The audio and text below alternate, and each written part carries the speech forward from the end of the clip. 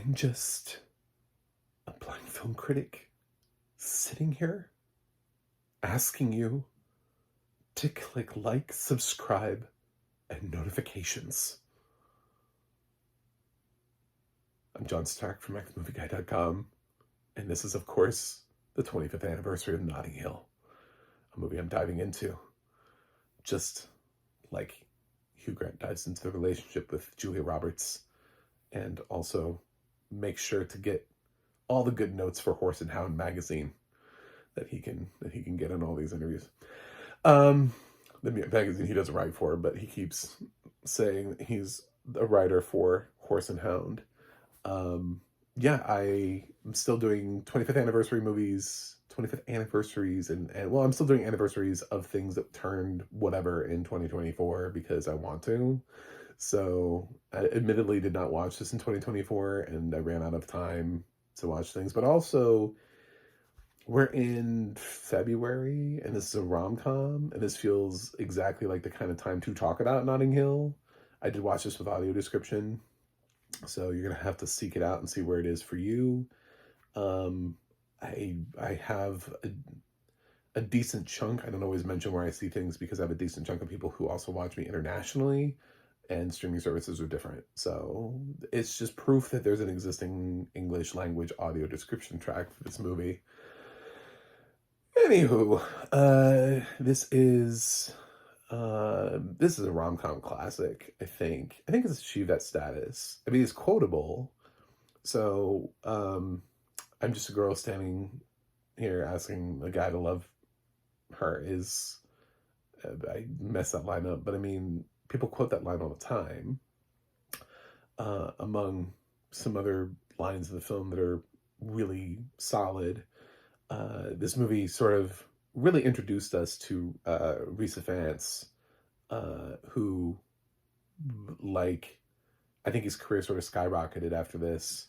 Arguably, Rupert Everett, too, who, it's not like My Best Friend's Wedding was his first movie, but Julia Roberts also set forth his career. So these people who played supporting characters in Julia Roberts movies really got sort of boosts from being in them. But Hugh Grant and Julia Roberts have a ton of chemistry, are really charming together. I love both of their performances.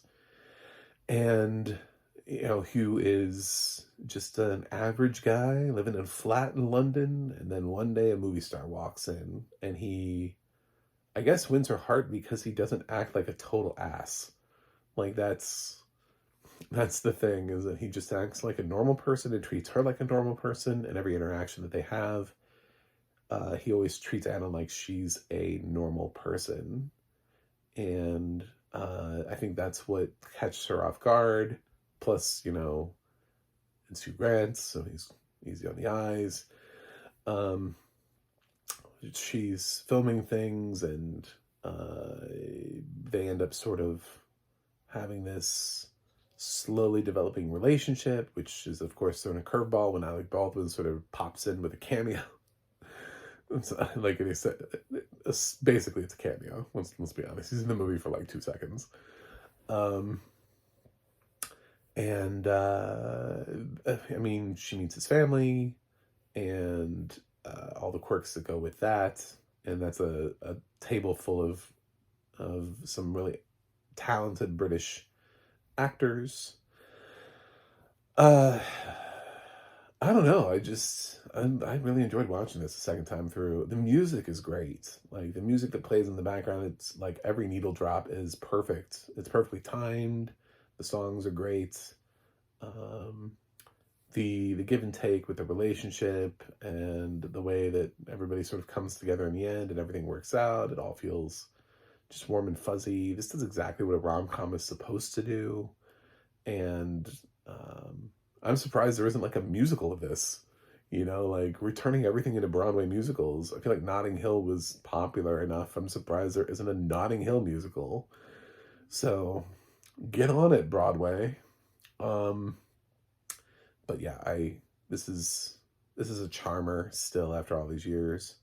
I don't know if it's a desert island movie for me. I think I would take it to a desert island because it does make me happy and I've seen it enough.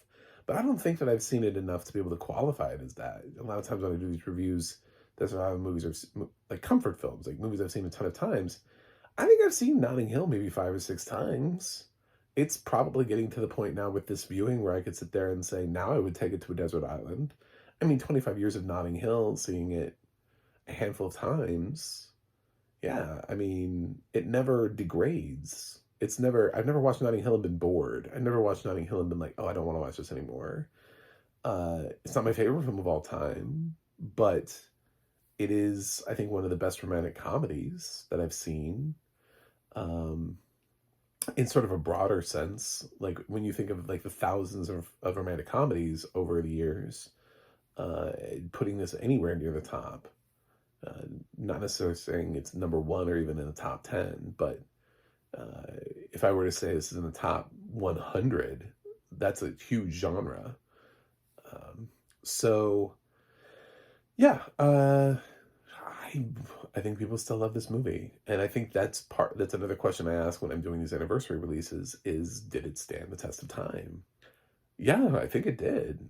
I mean, I've heard people continue to talk about Notting Hill over the years.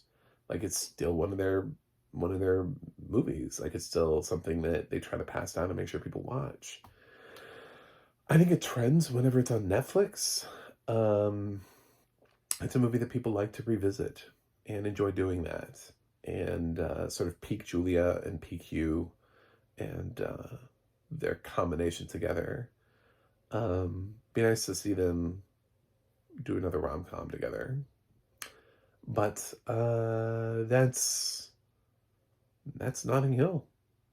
So yeah, I'll put an A plus on this one because I stand by it, and I think it deserves to come to my desert island.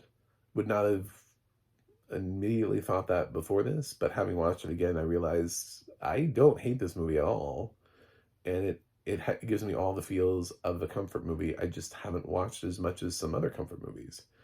So that's just me. But um, anyway, check it out if you have a chance. The audio description was fine. It's obviously I got UK audio description. Duh, it's a British narrator, so that's fine. I mean, it takes place in the UK, and the only person who's not, well, the two people, Julia Roberts and Alec Baldwin, are the only two people who don't have British accents.